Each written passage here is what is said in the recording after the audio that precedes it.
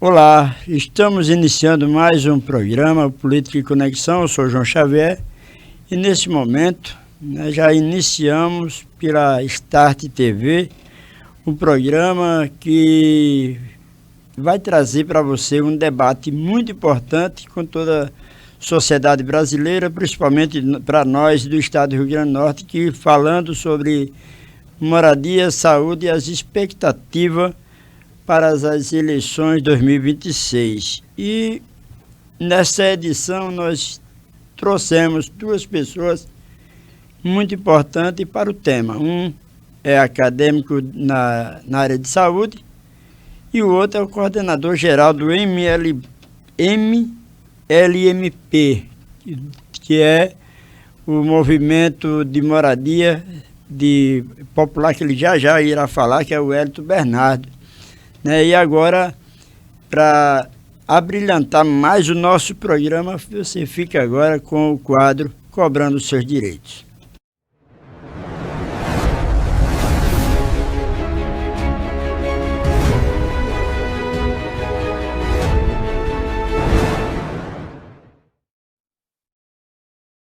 Olá, eu sou Flávio Teotônio, do quadro Cobrando os Seus Direitos, do programa Política e Conexão. E hoje estamos aqui para falar de um tema muito importante para a classe trabalhadora, de um modo geral, porque a Constituição ela nos garante saúde, segurança e moradia.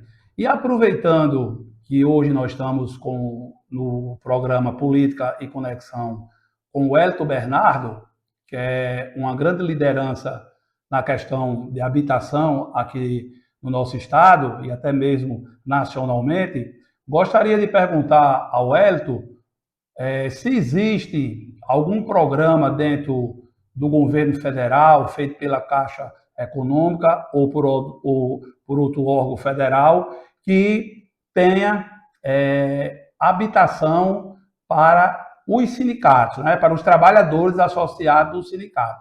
E como é que isso funciona? E se existe? Meu nome é Flávio Teotônio, do quadro Cobrando os Seus Direitos, do programa Política e Conexão, e até a próxima semana, e um abraço a todos.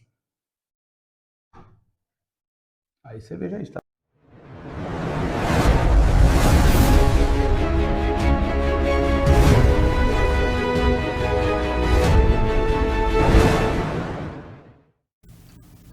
Bem, voltamos aqui com o nosso programa, já agradecendo aqui a participação de Flávio Teotônio, esse sindicalista que representa uma boa parte da classe trabalhadora do nosso estado, que toda semana está conosco, trazendo algo novo. E aqui recebendo neste momento, no nosso programa, o Jacó Giacomo, que ele é bacharel em Direito, acadêmico em Medicina e ex-deputado estadual. E também o Wellington, que já está aqui conosco, coordenador geral do Movimento de Luta e Moradia Popular, o MLMP. É meio difícil de falar, mas são dois convidados com visões importantes sobre política pública, moradia e também o futuro político do nosso Brasil. E a primeira entrevista já é com ele aqui, já dizendo: Wellington, seja bem-vindo, se apresenta aí para nosso telespectador nesse momento. E o nosso primeiro bloco de entrevista será com Moradia Popular e Movimentos Sociais, falando diretamente com ele, que é o Wellington Bernardo.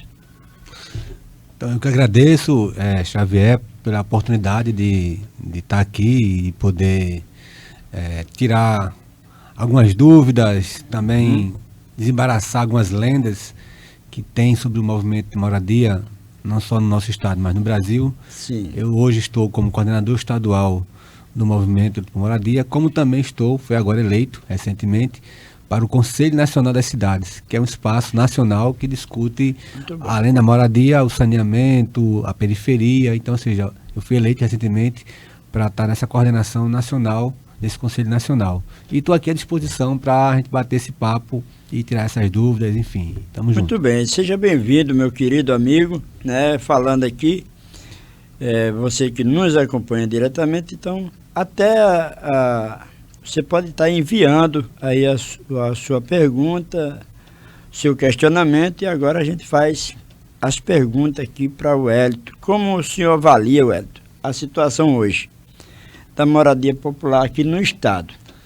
Bem, o estado do Rio Grande do Norte ele tem hoje um déficit habitacional que gira em torno aí de cerca de 150 mil famílias sem casa. São famílias sem teto? Não. Né? Mas são famílias sem moradia. Famílias que pagam aluguel, que vivem de favor, que moram em ocupações urbanas, famílias que vivem em situação de rua. Então, esse conjunto de situações, ele soma hoje 150 mil famílias, ou seja, é um número bastante expressivo para o nosso estado. Então, ou seja, é um desafio enorme. Tendo em vista que nós vínhamos de 2009, quando o governo federal, no primeiro governo Lula, iniciou Minha Casa Minha Vida, né? E então vinha um crescimento de produção de moradia, e logo depois, né, em 2016, isso foi cortado, paralisado, e de 2016 até 2022, essa política tinha acabado. Certo. Então, ou seja, o déficit habitacional ele só cresceu. Tanto que no Brasil inteiro, nós temos hoje um déficit habitacional de 8 milhões de famílias sem teto. Qual é a expectativa hoje para a redução desse percentual? Bem, primeiro, a importância de voltar ao programa Minha Casa Minha Vida. E ele tem várias faixas etárias. Ele tem a faixa etária para atender famílias de baixa renda, que são aquelas famílias que ganham de 0 até 3 salários mínimos. E tem uma faixa etária que a gente chama de faixa 2, que são famílias que recebem de 4 a 5 salários mínimos. E assim vai crescendo. Na volta do Minha Casa Minha Vida, que voltou de fato em 2023, o Lula ganhou em 2022, em 2023 ele assumiu, no final de 2023 ele retoma Minha Casa Minha Vida. E de 2023 até agora, já foram assinados contratos aqui no nosso estado, especificamente, cerca de 30 mil novas moradias. Ou seja, um combate efetivo ao déficit habitacional. Há poucos dias, aí eu acredito, mais ou menos 15 dias, a governadora assinou em 2 municípios, Paraná, se eu não me engano, Santa Maria, né, dois contratos de moradia. Aqui na capital, como anda os contratos? Então, em Natal, hoje, em execução, nós temos 448 unidades habitacionais numa parceria do Minha Casa Minha Vida do governo federal com a Prefeitura de Natal. Sim. E as construtoras. E vamos também iniciar, agora nesse próximo semestre, 384 moradias, vão ser apartamentos, ali que você conhece muito bem, na Capitão Mogoveia, do lado do IERN. É um projeto piloto, é um projeto que vai ser feito pelo próprio movimento, né? Vai ser uma autogestão do movimento. Então, ou seja, hoje em Natal, em execução, nós temos 448, vai ter mais 384 e tem mais 600 novos contratos em andamento. Ou seja, a gente deve fechar o ano aí com um pouco mais de 1.200 novas moradias aqui para a cidade do Natal. Isso fechando para o ano que vem? Isso fechando para o ano que isso em construção. Certo. Quando existe um em andamento hoje em torno de 600 unidades habitacionais em Prefeitura e Governo Federal. Essa da Mogoveia é Movimento Popular, Movimento Moradia, Prefeitura e o Governo do Estado. E tem uma nova demanda que vai chegar. A expectativa é que o ano, até 2027, nós vamos estar em construção aí, cerca de quase 1.500 novas moradias. Coisa boa, boa notícia.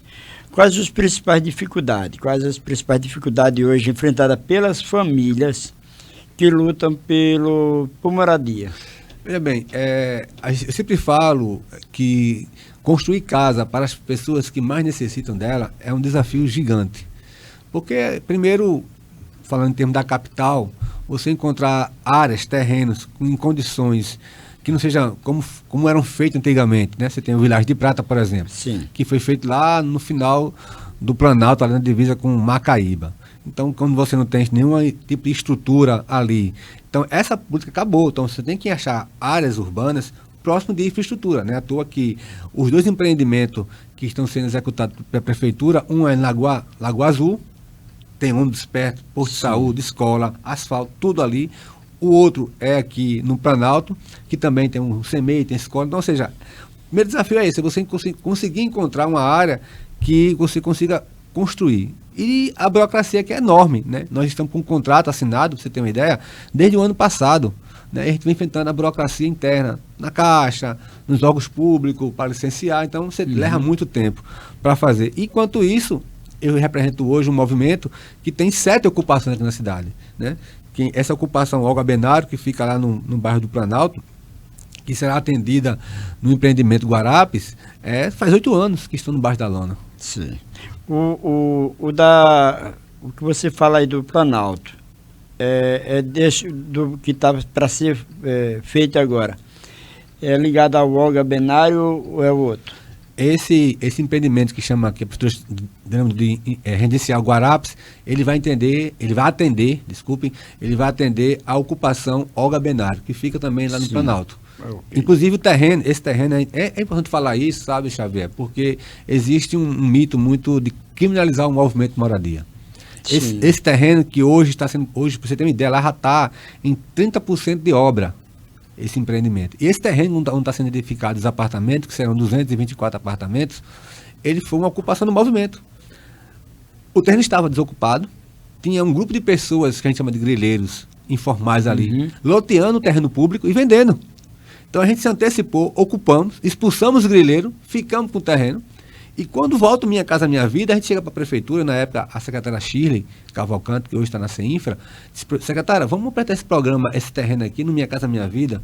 E foi aceito. A gente teve que desocupar a área, né, para poder começar a construir. Então, ou seja, a luta por moradia, ela não pode ser criminalizada, porque a gente traz solução para o déficit habitacional na cidade. Uma pergunta que, quando eu falei que a gente ia ter hoje falando sobre moradia, inclusive essa pessoa ligada ao movimento sindical pergunta se a palavra moradia hoje, ela vai ter espaço nesse período eleitoral. Acreditamos que sim. Nós entendemos que essa pauta tem que vir, né? Porque a moradia é a porta de entrada para todos os direitos. Sim. Né? Então, ou seja, o governante, os candidatos a governador, né? Os deputados federais, os senadores, os deputados estaduais, tem que sim voltar para a questão da moradia. E por quê? Porque tem que ter um planejamento, né? O governo do estado, em 2022, ele lançou uma portaria para fazer um levantamento de terrenos aqui na cidade e no estado. Terrenos da SPU, que é da União, terrenos do estado, imóveis do estado, que estavam desocupados, sem cumprir a função social, e foi metralhado por setores mais reacionários da cidade. Vão tomar sua casa, vão tomar seu terreno. Mas não era isso, senhor. Mas o Estado, ele tem que fazer um levantamento, um planejamento, quais são as suas áreas, para disponibilizar para a gente poder enfrentar o déficit habitacional. E precisamos, evidentemente, do governo federal, porque é a maior fatia do bolo. Verdade. Né? O Estado do Rio Grande do Norte, a Prefeitura do Natal, não tem recursos com uma grande urgência para fazer um programa habitacional próprio, como tem São Paulo. São Paulo, por exemplo, a capital e o estado de São Paulo, se tem uma ideia lá, tem programas habitacionais locais da prefeitura e constrói 1.000, 1.500, 2.000 moradias por ano. Então, você falou uma coisa que eu peguei aqui, interessante. O período da construção que faziam sem planejamento, como você deu o exemplo do Vilagem de Prata hoje, que ele é distante de muitas, de escola, de posto, mas hoje tem a previsão do posto de saúde e uma creche lá, né? Disso já estava dentro até do projeto. O movimento em si, qual ação os movimentos estão fazendo para pressionar o poder público a agilizar esses benefícios? Olha, o Vilagem de Prata, eu tenho um maior carinho pelo Vilagem de Prata, porque é aquele conto habitacional, que é o maior conto habitacional da capital hoje, onde tem 1.792 apartamentos, famílias que moram lá hoje, com um transporte precário, sem escola, sem creche, sem posto de saúde, enfim. E completou agora 7 anos. 7 anos. 7 anos de Vilagem de Prata. Certo? E agora é que tem uma previsão, no próximo mês, né, pela 4ª vez, inclusive, o secretário de Saúde nos colocou que vai inaugurar a UBS. Eu até brinco muitas vezes dizendo que é mais fácil inaugurarem o hospital municipal e botar para funcionar que é uma UBS Vilar de Prata. Porque aquela UBS Vilar de Prata, ela teve a ordem de serviço em fevereiro de 2023. 2023. Ou seja, 3 anos depois, mais de 3 anos depois, na verdade, agora vamos ter essa expectativa. E tem um projeto para um CEMEI, né, através do governo federal, é bom deixar isso muito claro, certo? Graças ao governo federal. No caso, o CEMEI vem do governo federal. Do governo federal, é um recurso do governo federal. Eu já estive com o secretário Aldo e ele nos disse que estava em finalizações dos projetos, ele mudou a parte arquitetônica, então teve um atraso, mas muito em breve ele quer ainda esse ano dar ordem de serviço para a construção do CEMEI. O movimento ele tem noção do valor que vai ser concluída essa obra hoje, já que é recurso federal. Você fala do CEMEI, então? Sim. Não, o CEMEI está alçado em torno de 2 a 3 milhões. Mais ou menos 3 milhões, muito bem. Uma pergunta também é como atua hoje o movimento junto às comunidades? Qual os benefícios, né, do movimento à comunidade hoje? Bem, o nosso movimento, quando a gente fala moradia digna, não é as 4 paredes. Você sabe, assim, o Vilar de Prata, vou dar Vilar de Prata, mas, né, nós tivemos aí o Vivendas do Planalto, que também é um habitacional importante, o Leningrado. Então, assim, moradia digna não é você pegar as famílias que moram num barraco e levar para um apartamento ou para uma casa de 4 paredes. Você tem que ter toda uma infraestrutura ao seu redor. Garantir, de fato, a dignidade para essa família. Verdade. Então, a nossa luta ela não termina quando a entrega da chave.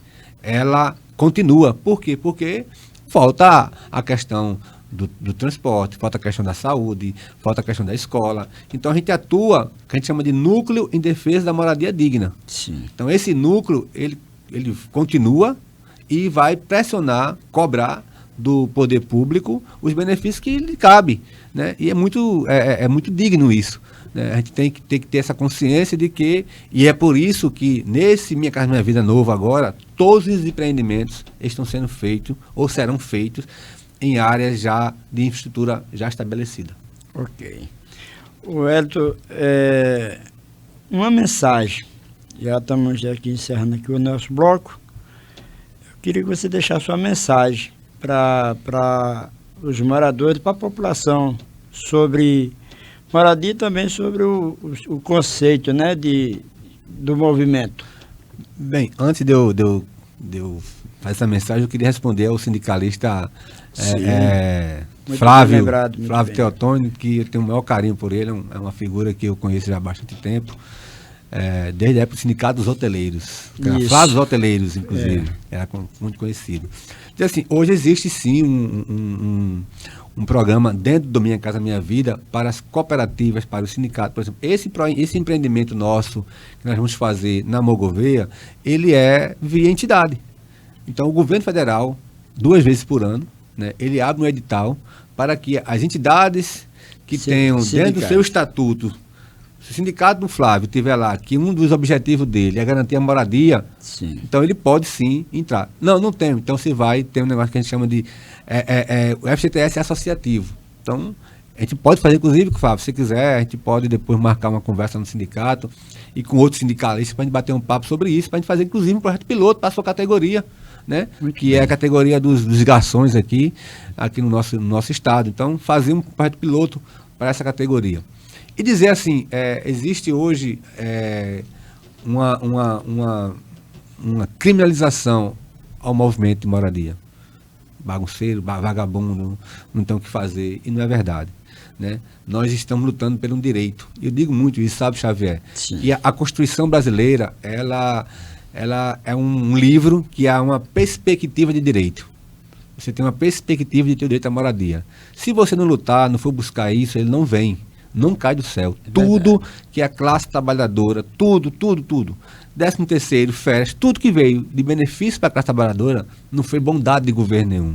Foi muita luta. Então a moradia só vem com luta. Então, se você está aí na sua casa e quer conhecer o nosso movimento, conhecer essa nossa luta, como é que eu faço para fazer parte? Você pode entrar em contato conosco, né, que a gente vai dizer, olha, aí perto do seu bairro tem um núcleo de moradia, procure fulano e tal, e venha se somar. Então, existe vários núcleos de moradia na cidade que pode agregar, como eu lhe falei, nós hoje temos 7 ocupações na cidade, estamos nas 3 regiões da cidade organizados, na norte, na leste e na zona oeste da cidade. Nós vamos ter um empreendimento futuro lá na Ridinha, Xavier, certo? Vão ser 146 apartamentos do lado do empreendimento que a pessoa está fazendo agora, que vai ser uma coisa fenomenal, que chama Cidade Social. Do lado da Cidade Social, nós conseguimos com a Prefeitura de Natal, através do prefeito Paulinho Freire, um terreno para construir 146 novas moradias na Ridinha, de frente para o mar e para o rio Potengi. Uma rede social para que as pessoas possam entrar em contato, o telefone, alguma então, coisa? Nosso telefone de contato é o 849-9603-8889, 9603-8889. E a rede social é MLMPRN, que é o nosso Instagram, e o meu, que é o Hélito Bernardo Oficial, também a gente interage por lá, e que é o Hélito Bernardo Oficial. Esse é o nosso Instagram, é o meu particular, que a gente publica lá muita coisa que envolve a moradia. Então, eu quero aqui agradecer esse espaço, porque eu sempre falo que todo e qualquer espaço que é nos cedido, seja de 1 minuto, 2 minutos, 5 minutos, 10 minutos, ele é importante para a gente poder divulgar as nossas ações, o que a gente está fazendo, a nossa luta, para diminuir essa criminalização que tem contra o nosso movimento de moradia aqui. Ok. Já quero agradecer, Wellington, a você pela participação, pelas reflexões importantes trazidas ao nosso programa e dizer a você, telespectador, a importância dos movimentos sociais sobre as lutas em defesa daqueles que mais precisam. E daqui a pouco estaremos com ele falando sobre saúde, falando sobre as expectativas para as eleições de 2026, que é Jacó Jacome, que é o ex-deputado estadual do nosso estado. Daqui a pouquinho já quero agradecer aqui, mais uma vez, e dizer que as portas estão abertas. Também qualquer ação pode estar convocando também o nosso portal News BJX, para estar acompanhando ou fazendo essa parceria de informação. Ok, meu irmão? Então, fique à vontade. Mais uma vez eu agradeço a participação, esse espaço muito importante, para que a gente possa propagandear a nossa luta pela moradia. Esse ano é um ano muito importante para o povo brasileiro, né? É um ano de decisões, de escolhas, para depois você não ficar reclamando dos políticos. Não vou votar em fulano. Procure alguém e vote em alguém. E depois cobre desse alguém. É importante isso. Então nós temos hoje, esse ano é um ano que depois você vai falar aí com o Jacó, que é um amigo nosso também, né? Mas é importante falar sobre a questão da eleição, porque é um ano decisiva, né? Eu tive na Conferência de Saúde e, aqui ninguém vai discutir política. Mas é na política que se discute, que se define se vai ter aumento salarial, se vai ter casa, se vai ter creche, se vai ter escola. É a política, é o parlamento. Então, nós estamos aqui à disposição e eu agradeço mais uma vez essa oportunidade de estar aqui no seu programa. Muito obrigado. E nós iremos entrar aqui num comercial de 1 minuto e já voltamos já com ele, né, com Jacó Jacome, falando sobre saúde pública e as eleições para 2026.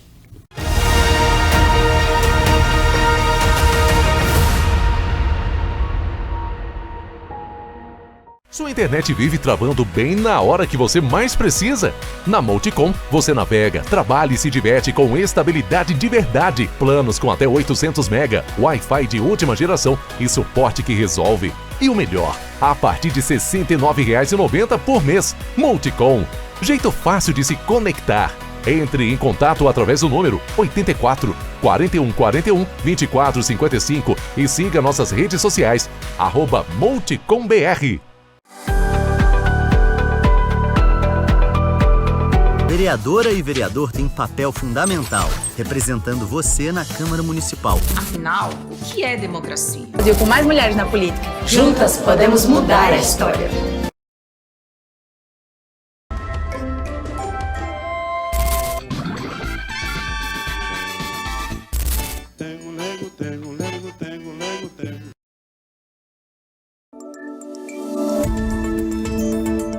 Você não precisa conhecer para ajudar. Toda vida é importante para alguém. Doe sangue.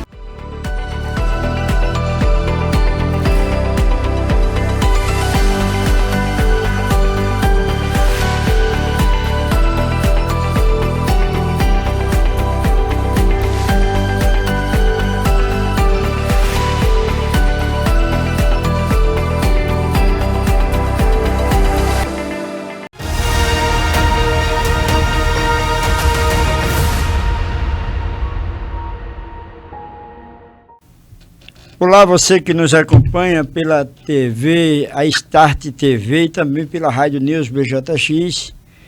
Estamos de volta com a nossa programação e agora falando, né, sobre saúde pública e as eleições para 2026.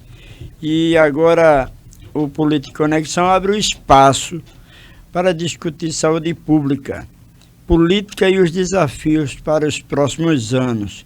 Recebemos também agora o bacharel, né, o Jacó Jacome, bacharel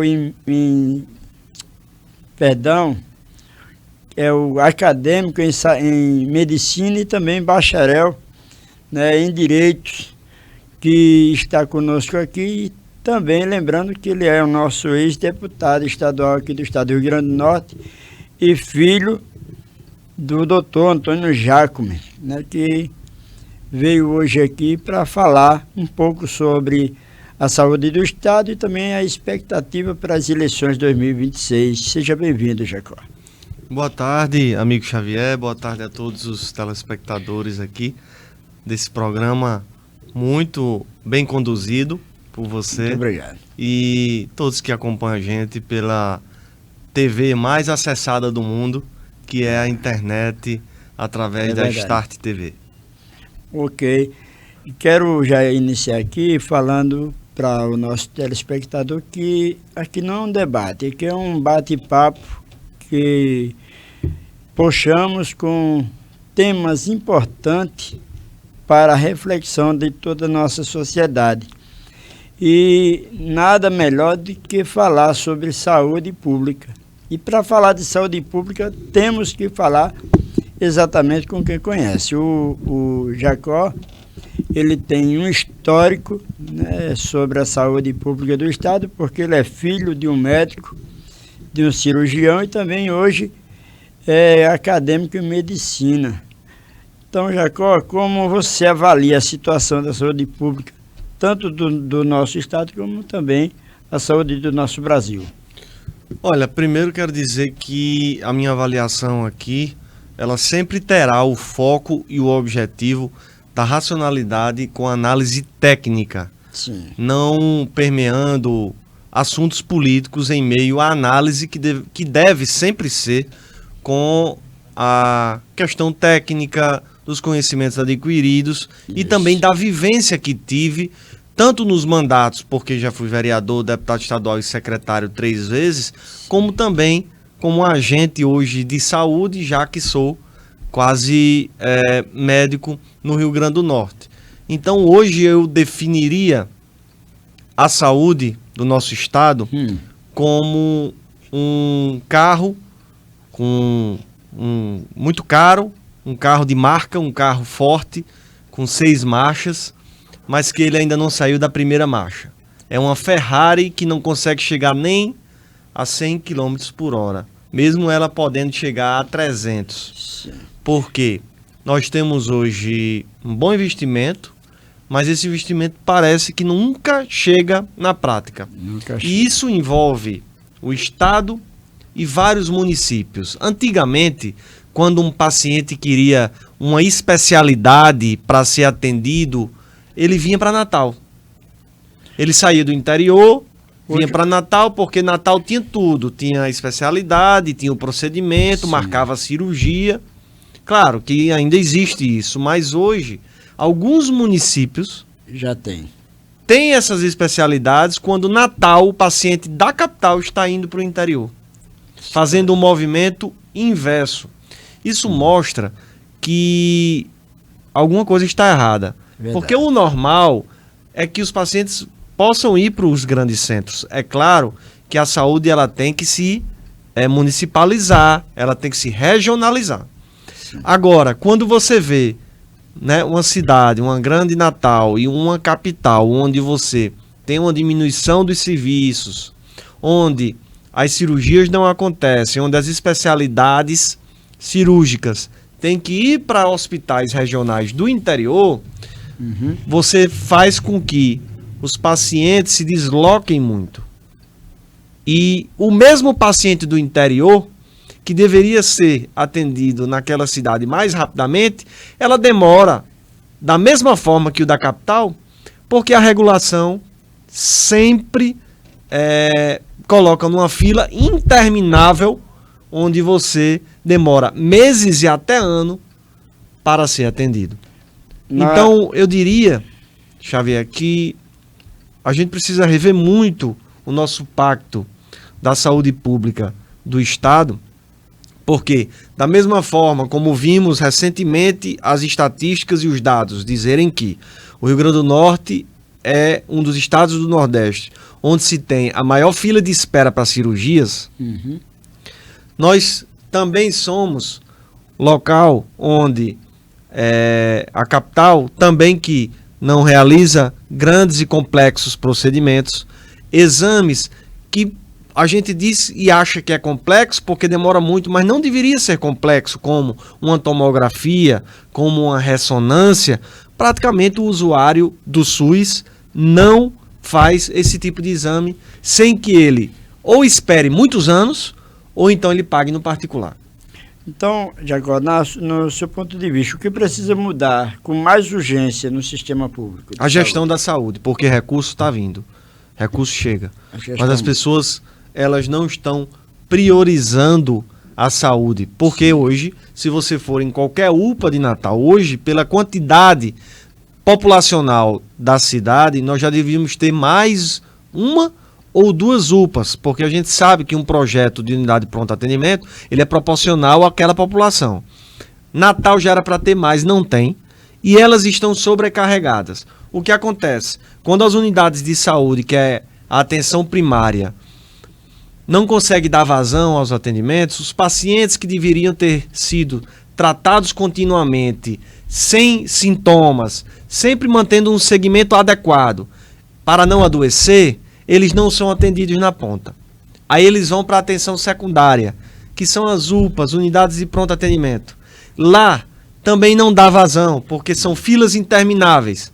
Os exames não acontecem, você não consegue praticamente fazer um hemograma direito. Um hemograma mais completo praticamente não tem, você tem que fazer uma parte na UPA, outra parte no particular para completar a solicitação do médico. Verdade. Aí você vai gerando um processo de adoecimento do paciente, que ele precisa chegar ao terceiro estágio da saúde, a atenção terciária, que são os hospitais do nosso estado. Aí vem a regulação estadual, altamente complexa, muitas vezes burocrática, com fila interminável. Aí é quando eu disse que a tomografia e a ressonância que deveria ser feito ali, não consegue ser, porque a fila não termina e você passa 4 anos esperando.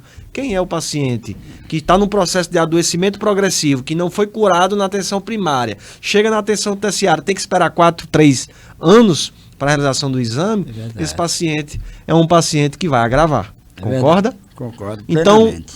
É um eixo complexo onde a gente vê isso acontecer na prática. E eu não estou falando de livros ou de teoria escrita em blogs ou jornais. Eu estou falando do que a gente vê na prática, do que os pacientes dia a dia, né? no dia a dia nos procuram, também nos reclamam, também pedem solicitações para a gente tentar ajudar de alguma forma. E essa é, infelizmente, a realidade, porque eu acho que 2 principais problemas da sociedade, pelo menos pelas pesquisas, já provam que é a saúde e é a segurança. Hoje a educação, ela é a tríade dos 3 assuntos principais, a saúde, segurança e a educação, ela é sim muito importante, mas eu vejo que nas pesquisas populares de reclamação do poder público, saúde e segurança ganham de goleada com os outros assuntos. Ou seja, o povo está com medo de sair de casa, quando sai de casa porque está doente, não consegue ser atendido. Isso é um clamor muito forte. Um dos pontos que a gente trouxe para o nosso programa hoje foi saúde, trazendo você pela experiência tanto acadêmica como também vivida, né? Você é filho de uma pessoa que é conhecida estadualmente falando, que é o Dr. Antônio Jacome. E Antônio Jacome, ele tem um serviço prestado sobre saúde há muito tempo. Eu acredito que eu ainda criança, isso no meado dos anos 89, lá em Filipe Camarão, que ele começa a trajetória. E e ultrapassa hoje há 35 anos, eu acredito mais ou menos de 30 a 35 anos que ele tem uma clínica. E essa clínica que ele faz um trabalho social. Então eu vejo, conforme que você fala, Jacó, que a nossa saúde ela é como uma utopia. Quanto mais se trabalha, mais as dificuldades, né? Então, queria até puxar esse assunto aqui sobre as cirurgias, as pequenas cirurgias, que é o que a gente está vendo nas redes sociais, marcado na pré-candidatura de Dr. Jacome. Como você avalia esse trabalho, tanto puxado pelo seu pai, como também alguns outros políticos no Estado que desenvolvem um trabalho com a saúde? É verdade, Xavier. Eu diria que ele é um grande homem público. É um homem público que abriu mão, boa parte do tempo, onde a sua profissão estava atrelada ao seu trabalho diário, que é o trabalho de atendimento às pessoas que mais precisam. Aquelas pessoas simplesmente renegadas ou que estão à margem daqueles atendimentos que deveriam ter sido feitos pelo poder público, encontrou em Antônio Jacome um amigo. Por isso que chamam ele até hoje, isso é verdade, o médico amigo. Quero inclusive homenageá-lo também pela ocasião do seu aniversário, porque hoje em dia, as pessoas usam do marketing para dizer que realizam saúde. Sim. Mas o histórico do dia a dia, que nós carregamos, o sobrenome Jacome, que é o sobrenome do trabalho, sim, da saúde, da dedicação, da missão, ele criou um novo rótulo. Porque há 38 anos você diariamente atender a população gratuitamente, mas com atendimento digno, de qualidade, atendimento de consulta, atendimento de especialidades, atendimento de cirurgias, você não encontrará alguém no Rio Grande do Norte com uma biografia tão voltada para esse tipo de atendimento como ele. E quando a gente fala que é gratuito, não é porque foi por conta da eleição. Em vários períodos de sua vida que ele teve mandato e que não teve mandato, o trabalho continuou ou aumentou. Porque a missão que ele leva a sério é uma missão contínua, é uma missão sem interesse, é uma missão que não leva nenhum tipo de ganância política por trás para que ele faça isso para depois cobrar. E a biografia que ele constrói é uma biografia de um grande homem público, porque hoje em dia a gente vê que as pessoas, em véspera de eleição, manipulam um processo através de redes sociais para dizer que realizam aquilo o tempo todo.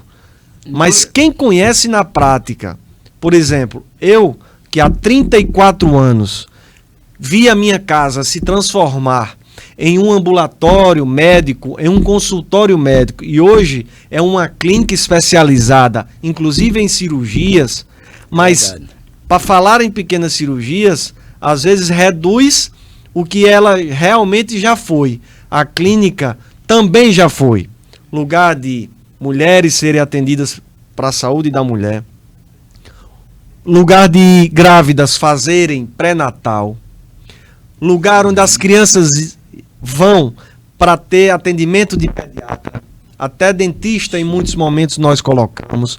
Isso reflete muito o que está no seu coração. Verdade. Que é a vontade de servir, a vontade de fazer uma saúde melhor, porque realmente as pessoas do Rio Grande do Norte estão em um processo de adoecimento sem nenhuma perspectiva de melhora, sem nenhum projeto público completo, complexo, também para dar vazão àquelas pessoas que passam anos esperando nas filas para realizarem exames, procedimentos ou consultas especializadas. Com muita luta hoje, as pessoas chegam de madrugada numa unidade de saúde para ser atendido numa consulta, para um clínico geral, o que é muito importante e eu espero que isso continue. Mas quando você parte para a página 2, onde aqueles pacientes precisam do exame, precisam de uma especialidade, aí você tem uma parada total nos serviços e as pessoas clamam por alguém. Verdade. E esse alguém sempre foi o médico amigo, o médico Antônio Jacome. Aí a gente estamos vendo aí as propagandas falando sobre o médico das pequenas cirurgias. E há uns meses atrás nós estávamos acompanhando os bastidores da política e se dizia que o candidato de Jacome seria Jacó Jacome. E de repente houve essa decisão de lançar o Dr. Jacome como candidato. A expectativa hoje é o MDB, que ele é o candidato. Como você avalia hoje o quadro da nominata? A escolha que o Dr. Jacome fez foi uma escolha acertada. A nominata do PMDB são agentes políticos, mas que não têm mandato, ou seja, estão todos no mesmo patamar de possibilidade para chegar juntos. Não existe ninguém que oscile superior ou inferior. O nível é muito bom e o partido ele deu as liberdades necessárias para o candidato, Dr. Antônio Jacome, definir o seu apoio para governador, o seu apoio para presidente, o seu apoio para senador e também defender o seu projeto com liberdade. É uma pessoa que defende pautas em favor da vida, em favor da família, é uma pessoa que representa o segmento cristão evangélico e sabe bem o que fazer quando tem mandato, porque foi autor, por exemplo, da lei, uma das leis mais importantes para a educação, em favor do escotismo nas escolas, implementando o projeto escotismo nas escolas, em todas as escolas públicas. É o autor da lei da capelania, permitindo padres, pastores, fazerem visitas hospitalares, quando antes eles eram vetados.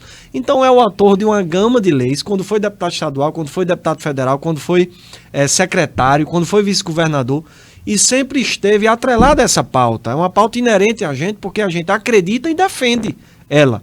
Por mais que hoje algumas pessoas acham que virou moda, mas para a gente é missão, para a gente é um projeto concreto onde deve ser defendido sempre esse tipo de pauta. E o PMDB deu essa liberdade para ele defender essas lutas e ele acreditou nesse projeto e agora é o nosso pré-candidato a deputado estadual pelo MDB. Ok. Quero aproveitar aqui, foi falado sobre o escotismo na escola, então quero chamar a atenção aqui dos companheiros, os amigos, os irmãos escoteiros de todo o estado. Eu como representante hoje também sou escoteiro há 38 anos, fico feliz em saber que eu não sabia de quem era a lei aqui no estado e dizer a importância do nosso movimento escotista, de conhecer hoje, através da nossa programação aqui, o autor da lei que traz o escotismo nas escolas no estado do Rio Grande do Norte, que é um projeto que todos nós sabemos que começa em Minas Gerais, em Uberaba, e agora temos o esclarecimento, através do programa Política Conexão, que o Dr. Antônio Jacome é o autor da lei em que aprova no estado do Rio Grande do Norte. Então, falando ainda sobre política, as perspectivas para o governo. Jacó, como você avalia esses três nomes que estão surgindo à frente, que é Álvaro Dias, Cadu, você fazer um diagnóstico desses três candidatos? Olha, aproveitar aqui o seu espaço com liberdade, aqui ninguém tem e o Alisson Bezerra também. Perfeito. Para não esquecer. Ninguém tem rabo preso com ninguém, então a gente pode falar. E eu sempre fui assim, eu fui deputado estadual pelo PSD, partido do governo à época. Sim. E ainda continuo filiado ao PSD. E o governador, à época, Robson Faria, mandou um projeto que eu considerava ruim para o povo do Rio Grande do Norte, porque aumentava taxas e impostos. E eu votei contra esse projeto. Então, uma coisa que eu sempre prezei é não ser usado e nem marionete e nem ter rabo preso com ninguém. Então, eu vou dizer aqui com liberdade o que eu realmente penso. Eu creio que, como cidadão de Natal, eu tenho alguns elementos para não defender o nome de Álvaro Dias para governo. Por exemplo, o hospital municipal. Sim. Natal tinha um hospital municipal em Petrópolis. Ele foi fechado, ele foi subutilizado. Tudo foi remanejado para Araquém. que Araquém deveria ser só um lugar de saúde da mulher. Da saúde da mulher. Uma especialidade de ginecologia obstetrícia ou emergência para a mulher. Hoje misturou-se várias especialidades, inclusive pediatria. Ali do lado também tem um pronto-socorro ortopédico. E o prédio hoje poderia ser utilizado para uma especialidade com muitos consultórios, com muitas macas, com muitas salas de atendimento, com lugares mais amplos, e hoje está superutilizado quando a gente não tem um hospital para dar vazão às outras especialidades. Porque, além de ser fechado, foi prometido construir um novo. Aí vamos falar desse novo. O novo que foi inaugurado antecipado. O novo que foi inaugurado na campanha eleitoral. Sim. Eu não sei onde estava a Justiça Eleitoral que não viu isso. Tudo bem. Foi inaugurado e faz um ano que ele nunca abriu as portas. Inclusive, foi inaugurado contra alguns técnicos da engenharia que disseram que não poderia inaugurar, porque não tinha condições logísticas e estruturais de colocar paciente ali dentro. Sim. Fios desencapados para fora do teto, problemas estruturais. Não tinha ainda a estrutura médica de máquina, de maca, de consultórios, de especialidades, de oxigênio. Enfim, não tinha condições de ser um hospital, mas foi inaugurado como se fosse. E um ano depois, esse hospital continua inaugurado, mas continua fechado. Então, assim, eu que tenho liberdade para falar o que bem entender, eu não quero acreditar que alguém isento, que alguém livre, que alguém que defenda o povo, acredite que isso é uma boa gestão. Pelo contrário, isso é uma gestão temerária, é uma gestão irresponsável. Para completar, a gestão atual ainda disse que precisava de 100 milhões para concluir a obra. Aí você está brincando com a minha cara, né? Porque já foram muitos milhões investidos num elefante branco. E agora precisa de mais. Então, assim, eu tenho esse critério, eu tenho essa defesa de que eu não acredito em alguém que faz o que Álvaro Dias fez. Por outra via, eu também não tenho afinidade com a esquerda. Eu nunca fui no apoiador, defensor de candidatos da esquerda. Então, naturalmente, eu tenho uma afinidade por acreditar no projeto de Alisson e também ver que em Mossoró ele tem uma boa avaliação. Mas por que ele tem uma boa avaliação? Um dos critérios que eu usei anteriormente, eu falo aqui. Mossoró hoje tem um hospital municipal. Que não tinha. Não sei se você já foi, mas é um hospital muito grande, Verdade. Com especialidades, com exames complexos, com cirurgia todos os dias. Virou um polo regional. Obra inaugurada por Alisson. Então, por esse e outros critérios de afinidade, eu defendo o nome de Alisson para governo do Estado. Pronto. Para a gente encerrar aqui, ainda deixando aqui um espaço para você deixar uma mensagem final, mas eu quero fazer a última pergunta, que é: você acredita que a população está mais atenta às pautas sociais? Eu não só acredito, como eu fico feliz em ver que a população ela tem participado mais. É óbvio que a presença de políticos que compram voto ainda é constante. Isso me preocupa muito.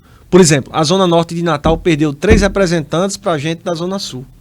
Para representantes da Zona Sul que não tem ligação nenhuma com a Zona Norte. Isso é ruim para a Zona Norte. É verdade. Então, políticos compradores de voto precisam ser aposentados. E a participação, quando a pessoa, o cidadão, a família, ela se orienta, lê, acompanha, ela se recicla, ela estuda a política, ela vai fazer escolhas teoricamente melhores. É verdade. Então eu espero que essa eleição seja um processo de avanço democrático e também de amadurecimento. Queira ou não, nós somos uma democracia recente, né, de 1988 para cá. Verdade. Podemos e devemos amadurecer muito mais. Uma mensagem, Jacó, para nosso telespectador. Uma mensagem que eu devo dizer a você é que nunca perca a fé nos seus princípios, nos seus valores.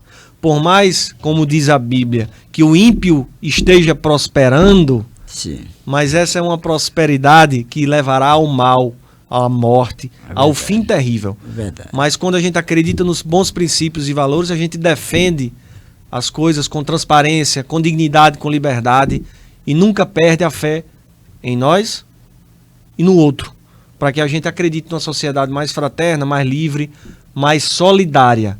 Solidariedade, porque, Xavier, você inclusive é um político sem mandato, porque você leva pacientes, eu já atendi pacientes que você já levou para a nossa clínica, e você vê, quando as pessoas chegam lá, ou quando nos encontram no meio da rua e lembram o que a gente já atendeu, o que a gente já fez, a gente não perde a fé na humanidade, porque tem pessoas que têm gratidão.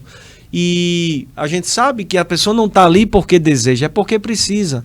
E se a gente cruzar os braços e fazer do nosso trabalho a única forma de ganhar, e nunca oferecer, ceder ou entregar para alguém, a gente não tem nenhum tipo de amor por dentro, não tem coração, o coração vira de pedra, Verdade. pensando somente no nosso ganho e não na melhoria da vida da outra pessoa, na melhoria da qualidade de vida da outra pessoa, que está sofrendo muito, e a gente, às vezes, na nossa zona de conforto, passa a achar que o mundo inteiro vive a mil maravilhas. Verdade. E na verdade não é assim. Vá para as periferias, vá para as casas e casebres nas ruas de palafitas, sem calçamento, sem saneamento, sem estrutura. Vá para uma mãe que tem 12, 10 filhos para fazer um pré-natal que não consegue ser atendida na unidade de saúde. Vá assumir uma igreja dentro de uma comunidade periferia. Vá ver uma igreja, seja católica, evangélica ou de qualquer outra religião, numa periferia, para ver o tamanho de problemas sociais que existem ali, com usuários de drogas, com gente analfabeta, que não tem perspectiva de vida. Aí você abre o seu mundo e começa a ver que ele não está só no seu umbigo, que você precisa ter melhor para outra pessoa. É verdade. Bem, aqui nós estamos chegando a mais um final, né, do nosso programa, o Política e Conexão. Hoje, agraciado pela presença de duas pessoas que é importante para o debate social da nossa cidade, que é o Hélito Bernardo, que já passou no primeiro bloco, e também agora que terminamos de falar com ele, que é o Jacó Jacome, o ex-vereador, secretário e ex-deputado, e também filho do doutor Antônio Jacome, que nos abrilhantou neste momento, trazendo essas reflexões. Que o nosso muito obrigado pela sua audiência, e dizer que quinta-feira estaremos de volta com mais um Política e Conexão. E até lá.